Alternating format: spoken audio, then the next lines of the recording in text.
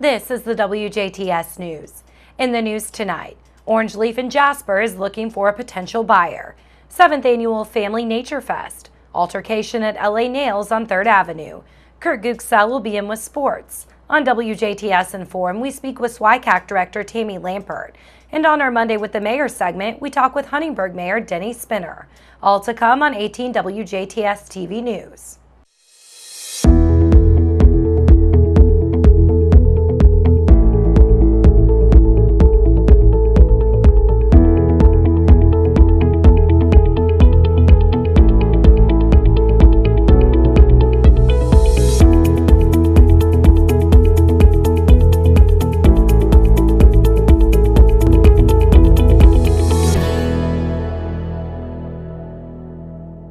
Good evening, I'm Jenna Schaffer with the news.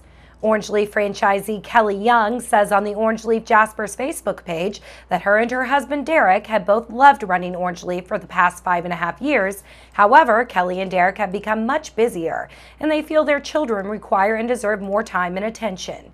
Due to this, they are entertaining the idea of selling the Orange Leaf business.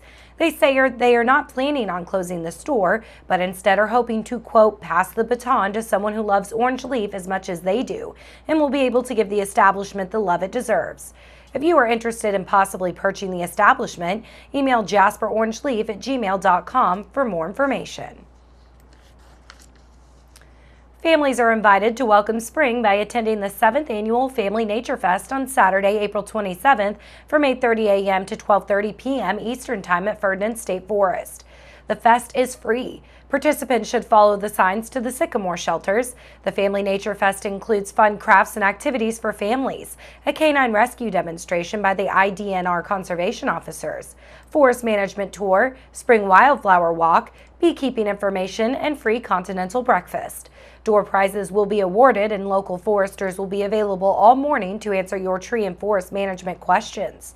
The conservation officers will also do an ATV safety demonstration featuring the robotic safety SAM. New in 2019 is the opportunity to build an Aldo Leopold bench. Only 12 bench kits will be available, so call Ferdinand State Forest soon at 812-827-2857 to reserve one. The cost to build a bench is $25. Registration and breakfast begin at 8:30 a.m. All activities, including the Aldo Leopold bench building, begins at 9 a.m. The wildflower walk begins at 9:15 and the forest management tour at 10:15. The canine rescue demonstration and ATV safety demonstration will wrap up the morning's activities. For more information, contact Ferdinand State Forest at 812-827-2857 or dbagley@dnr.in.gov or the DuBois County Soil and Water Conservation District office at 812-482-1171, extension 3446. Ferdinand State Forest is located 6 miles east of Ferdinand at 6583 East State Road 264, Ferdinand, Indiana. The Family Nature Fest is sponsored by the Four Rivers Forestry Committee and IDNR Division of Forestry, with support from the DuBois County Soil and Water Conservation District and the DuBois County Solid Waste Management District. Speaking of Ferdinand, help pull invasive garlic mustard at Ferdinand State Forest Tuesday. Invasive garlic mustard is working its way down one of the valleys to the lake at Ferdinand State Forest. Join volunteers Tuesday evening, April 16th to help pull the invading flowering plants. You will learn how to ID as well as ID some lookalikes. Come to the Twin Oaks parking area at the bottom of the hill of the entrance to Ferdinand State Forest anytime between 5 and 6 p.m. Eastern Time Tuesday to sign in and get assigned a spot to pull. You can work as long as you want up until 8 p.m. We will be working mostly in a beautiful wooded area. In order to pull, you must be physically able to bend over and pull the plant gently out of the ground, similar to weeding in your yard. If you are unable to help but would like to learn to ID this plant, please stop by from 5 to 6 and we will be happy to show you. This pull is put on by Friends of Ferdinand State Forest with help from Invasive Species Awareness Coalition of DuBois County. Last Friday afternoon, Jasper police officers were dispatched to LA Nails on 3rd Avenue in reference to an altercation in progress. Before units arrived, it was determined that the female suspect had left the location. The female suspect, later identified as the above Amber Olberdine, was located and stopped by Jasper police at 3rd Avenue and State Road 164. After investigation, it was determined that the altercation at LA Nails stemmed from a disagreement over services provided. Witnesses and staff at LA Nails advised police that Miss Olberdine was not happy with the manicure that was given to her. There was an argument over payment and whether a second manicure would be provided. Witnesses described Miss Olberdine's behavior as belligerent and hostile. They advised police that during the argument, Miss Olberdine picked up a glass jar of acetone and slammed it down on the counter, shattering it to pieces before leaving the business. It was determined that no physical contact was made with any people inside the business, and Miss Olberdine was taken into custody on charges of disorderly conduct and criminal mischief. Nominations are being accepted for the local 2019 Athena International Award. The Rotary Club of Jasper will host its 8th annual award presentation at 6 p.m. Thursday, August 22nd at the Huntingburg Events Center. Sue Elsperman, president of Ivy Tech of Indiana, will be the keynote speaker. The Ferdinand native was Indiana's 50th lieutenant governor and began her career in public service as a state representative serving District 74. The program inspires women to reach their full potential and strives to create balance in leadership worldwide.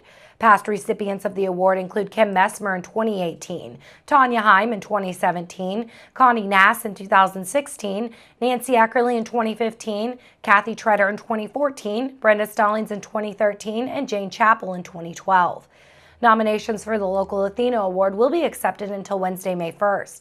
Nomination forms may be downloaded at jasperrotary.com, and finalists for the 2019 award will be announced by May 15th. Once again, all finalists will be honored at the presentation dinner on August 22nd at the Huntingburg Event Center. We've all heard about it before, the move-over law.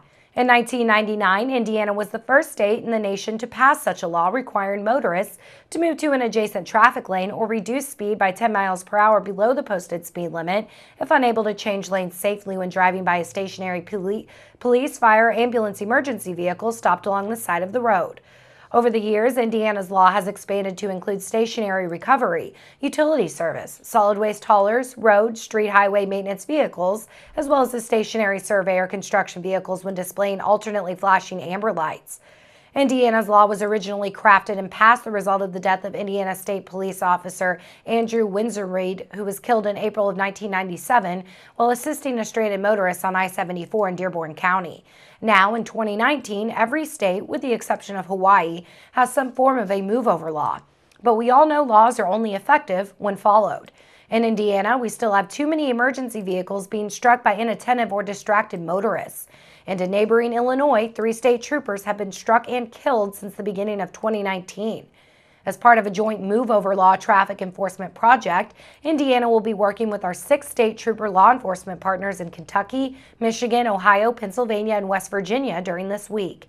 During this time, motorists can expect to see additional patrols looking for distracted driving violations, which often lead to motorists failing to move over when they approach an emergency vehicle stopped roadside or at a crash scene. Some violations associated with driving while distracted include speeding, following too close, drifting from lane to lane, and failing to signal turns or lane changes.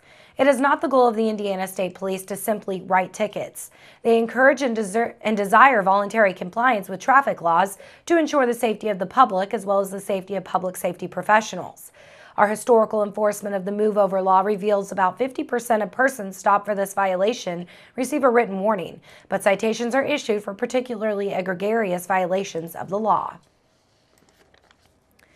Next week, Washington will hold its mayoral debate at the Washington High School Auditorium as runners Democrat Dave Rhodes, Republican Jerry Sidebottom, Republican Diana Snyder, and Republican Don Williams answer questions and concerns ahead of the upcoming election period.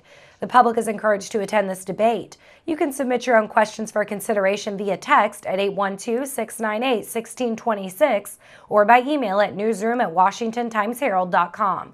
The mayoral debate will be held at the Washington High School on Tuesday, April 23rd at 7 p.m. Doors will open at 6:30 p.m. Stay tuned. Weather, sports, and inform all still to come on 18 WJTS News.